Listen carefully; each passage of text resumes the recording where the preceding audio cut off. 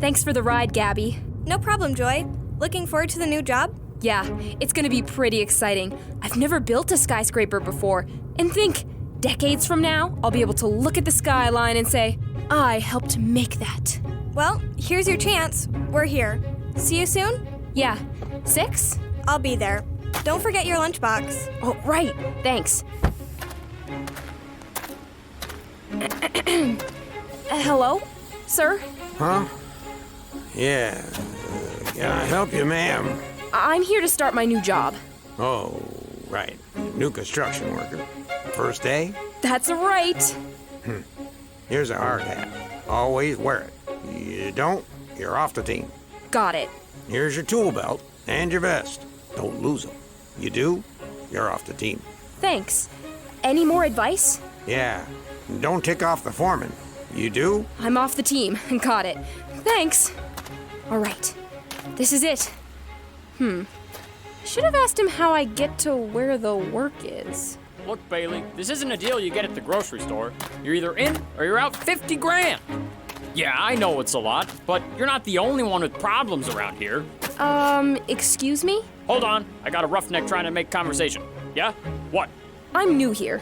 Name's Joy. Nice to meet you. And... Oh, I was wondering how to get to where the work is? do I look like a foreman here? Suit, tie, really expensive cell phone? I don't know. This is my first day. Well, that's me. Go upstairs over there and you'll see the lift. And if you don't mind, I'm actually working and you're not. But aren't foremen supposed to help the construction workers as their job? Aren't construction workers supposed to not talk and get to work? Get out of here! I'm off out. the team, right. Man, what a jerk. This is gonna be a long day. At least I've got the radio to listen to. No better way to start things off than a program or two. I think there's a little too much on the left there, Joy. My left or your left? Mine. No, yours. Sorry. You kids doing okay? We're fine, Mr. Jacobs. Yeah, unless Kyle makes me knock over this tower. Hey guys. Good morning, Gabriella. How are you today? Good. What's going on? What does it look like? We're playing with these bricks we found. You found bricks? Yeah, you know that old house next to the library they tore down? Yeah, that was a while ago. Anyway, we talked with the guys working there, and they said we could take as many bricks as we wanted to. More like Mr. Jacobs talked to them and they said he could have as many bricks as he wanted, Kyle. Fine. And then Mr. Jacobs told us we could mess around with them before he used them to fix his patio. And so far, they've used them to make some rather impressive buildings. Yeah, that's a pretty big tower. Thanks. But I think this is as far as we can go.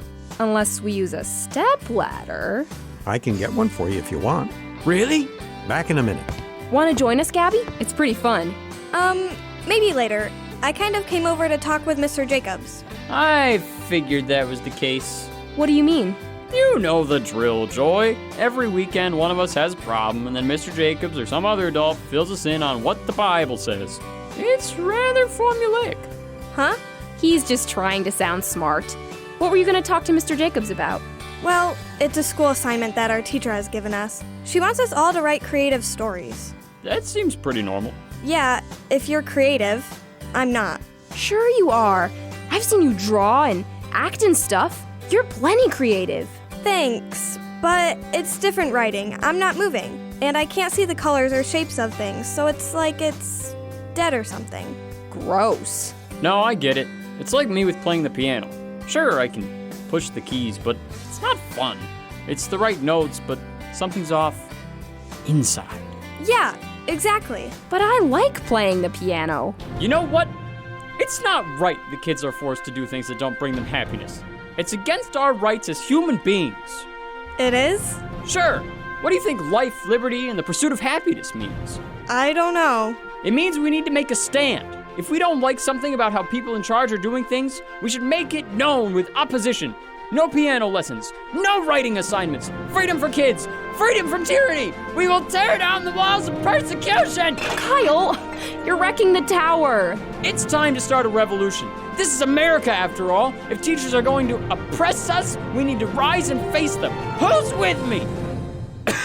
Can I talk to Mr. Jacobs about it first? Ah, yeah, sure. Sorry about the tower, Joy. You know what? Let's just calmly listen to the radio until he gets back. Oh, okay.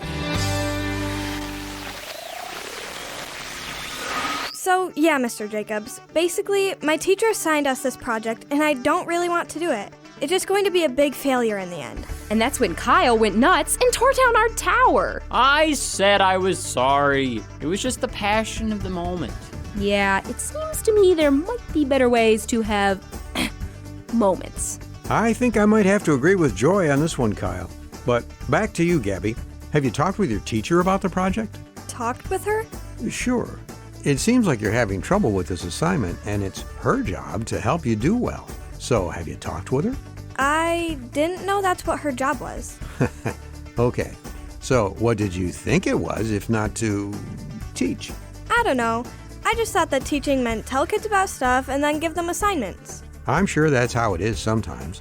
But like all leaders, the reason they have the job is so that they can help you become the best you can be. It might not always be fun, but none of us could get very far without teachers. Hold on. I mean, I agree with that whole thing about teachers wanting to help you out and stuff, but all leaders? Yeah, it seems to me that if people are in charge, it just means they get to do whatever they want and make sure you follow their rules. Yeah, Kyle's right. I don't see people giving my teachers assignments that they don't want to do. And what about people like police officers and judges and stuff? Do they have people telling them what to do? Whoa, lots of questions really fast. And I'll try to answer all of them because they're all good. Let me see your bricks over there.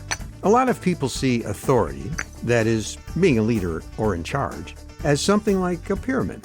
The people on the bottom are the people who work for the leaders, and the higher up the pyramid you go, the more authority you have. The more in charge you are. Right.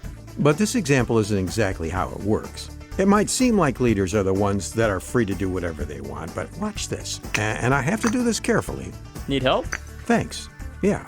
Just hold that brick there, and that one. I don't get it. What are you building? It looks like you're building an upside-down pyramid? Whoa, impressive. Thanks. This is how it actually works. The leaders are actually on the bottom of the building, holding everyone else up. Teachers hold up their students, bosses hold up their workers, and pastors hold up their congregations. Without leaders, our world falls apart. Okay, this is a nice object lesson, Mr. Jacobs, but just because you can build an upside-down pyramid, which admittedly is pretty cool, doesn't mean that this is how it really works. That's true, Kyle. But I didn't make this idea up. In fact, the Bible tells us in Exodus 18 about a time when Moses was trying to be the leader all by himself. It was so much work that from morning until night he was stuck helping people. Fortunately, his wife's dad came by and suggested putting other people in charge of some of the things so the load wasn't so heavy. So the Bible talks about this stuff too? Quite a bit.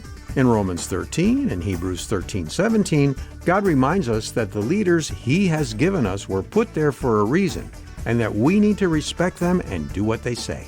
If we don't, we're not only making it harder for them to help us, but we're actually telling God that we don't respect Him either. No offense, Mr. Jacobs, but this is sounding a lot like something a person who is in charge would be telling people. I understand what you mean, Kyle, trust me.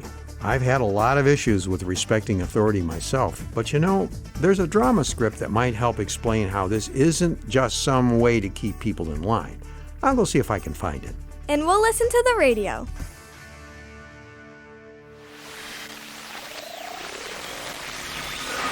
And now, from the garage of Lionel Jacobs comes the well-received drama, The Wild Horse, an adapted biblical parable about authority. Once upon a time, in the lovely pastures of Blue Springs Stables, there was a majestic horse. To be more precise, I'm a chestnut mare. Indeed. She loved running around the meadows and pastures and doing what horses like to do.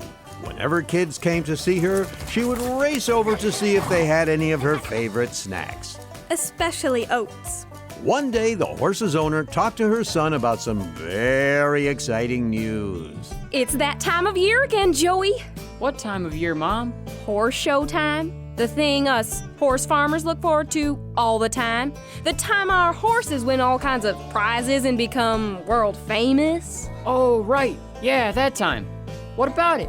Well, you know that chestnut mare out in the fields over there? Yeah? I think it's her time to shine. Go have Georgie get her ready for the show. And so, in a few minutes, Georgie the stable boy went out to get the chestnut mare ready for the show. But as he approached, the mare thought to herself, What does he want? Oh, I see that bridle in your hand, buddy. Don't get any closer. I'm warning you. Stay back. You're not going to take me somewhere I don't want to go. Needless to say, Georgie didn't get very far. He limped back to the stable and told the owner what had happened. That's awful. Go put an ice pack on that before it gets too big. You might want to have the doctor look at that while you're at it. What are we going to do, Mom? Go ahead and send Kevin out there to get her. Maybe he'll have better luck with her. But as Kevin approached, A lasso? Oh, no, you don't. I'm a free horse, made to roam the rage and let the wind blow through my hair. Okay, too close. Get back. Last warning. needless to say, Kevin didn't make it too far either. He limped back to the stable and told her what had happened. All right, sounds like we might need more men. This time, she sent a bunch of stable hands all at once. This oughta work. Mom, let me try. She'll remember me. No, that's all right. We can get more stable hands and try to wrangle her down. Mom, please, let me try. All right, Joey, go ahead. Joey made his way out to the fields where the chestnut mare was grazing. Uh-oh, here comes Joey. Looks like he's trying to get me too. Hey, girl, remember me? We're going to the horse show. We want to bring you along. It'll be fun. Don't you want to come along? But the horse wasn't listening. I don't want to go anywhere.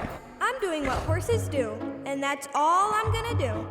Maybe I'll have to get a little rougher with you to show your mom that I'm serious. Let me just put these reins on. No big deal, right?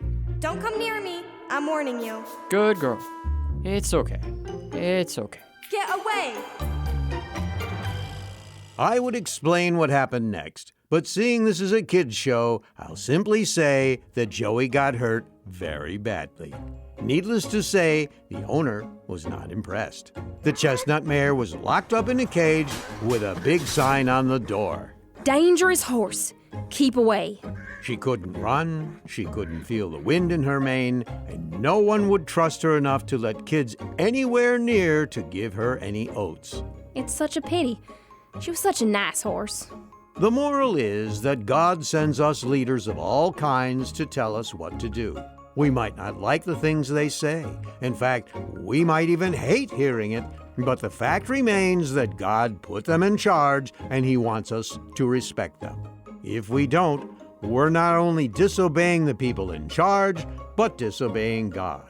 And when that happens, we won't be living the best life that God has in store for us. Are you guys done playing with the bricks? Yeah, I am. I'll start cleaning them up. I'll help you, Joy. Thanks, Gabby. Are you okay, Kyle? You look like something's wrong. Yeah, I've been thinking about this whole respecting and obeying people in authority thing. There's just some stuff that doesn't make sense. You're not gonna go on another rampage, are you? No, I'm fine. I just don't understand. How can God say to respect and obey people in charge when most of the leaders I've ever heard of are really, really bad people who don't care about God or anything? You think your parents are really, really bad? Well, no. I was thinking about people in the government and stuff, but my parents aren't exactly perfect either. Well, this is a good question, Kyle, and there are many ways people have used the Bible to explain exactly how we're supposed to act. One thing we need to remember is that when God told Christians to obey their rulers, they didn't have good rulers at the time. Who did they have? Well, to give you an idea, the ruler of half the known world at the time was an evil Roman emperor named Nero. I've heard of him. I haven't. What made him so bad? Oh, there's quite a list.